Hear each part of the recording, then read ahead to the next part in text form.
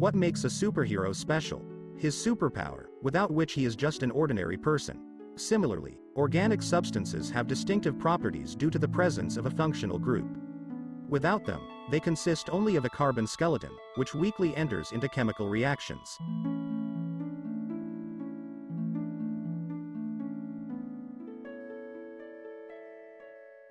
For example, let's add a hydroxyl group to the skeleton and get a new class of compounds, alcohols.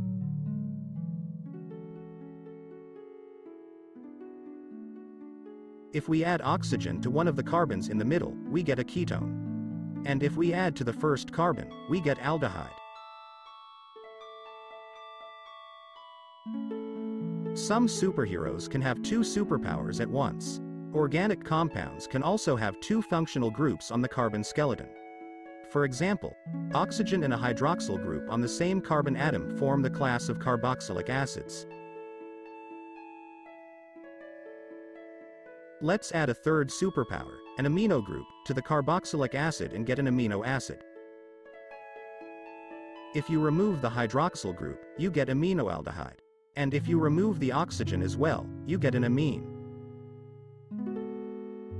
By adding a halogen atom to the carbon skeleton, for example, fluorine, chlorine or bromine, we get haloalkanes. We can put oxygen between two carbon atoms and get a simple ether. By adding one more oxygen to the neighboring carbon atom, we get a complex ether. Thus, organic compounds have superpowers that allow them to interact with each other or with inorganic compounds.